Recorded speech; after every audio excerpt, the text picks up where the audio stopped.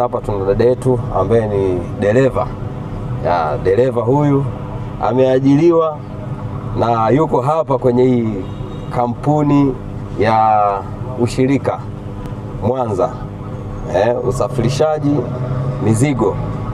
Sasa tukiwa hapa tuna wajibu, kwa sababu dereva ni mali ya taasisi. Dereva ni mali ya taasisi, TIMD ni taasisi.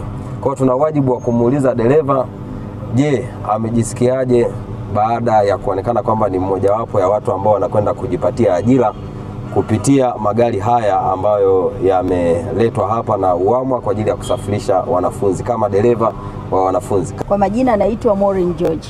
Mimi kwa kweli nashukuru sana kwamba naenda kuajiliwa na taasisi na kwamba gari ninayopata kwenda kuitumia ni mpya ambayo ni 0 kilomita. Ina maana haitakuwa na usumbufu wowote. Nitakuwa na uhakika wa kubeba wanafunzi na kuwarudisha salama majumbani kwao. Na vile vile kutokana na utaratibu wa taasisi kwamba nitakuwa na uhakika wa kupata mshahara wangu kila mwisho wa mwezi.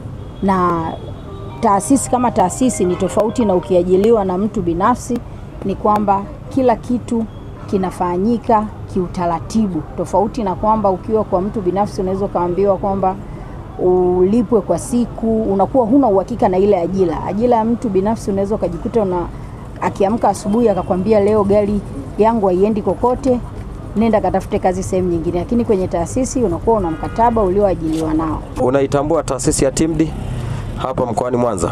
Ndio, naitambua. Unaitambua? Ndio. Okay. Taasisi hii ni taasisi ya madereva Tanzania.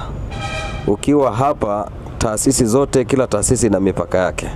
Kwa hiyo usisahau kuwa mwanachama wa taasisi ya TIMD, kwa sababu taasisi ya TIMD ni taasisi ambayo inawasimamia madereva tu, haidili na jambo jingine, inadili na mambo ya madereva tu. Umejipangaje kwa hilo kuungana na hii taasisi? Kwa kweli niko tayari kujiunga, kwa sababu unapojiunga kwenye taasisi ya madereva assurance yako inazidi kuwa kubwa. Changamoto yote unaopitia wao wanakuwa ni watetezi wako wakubwa. Kwa hiyo nashukuru kwamba kuna taasisi ya madereva ambayo niko tayari kujiunga, na nitafika ofisini kujiunga haraka iwezekanavyo.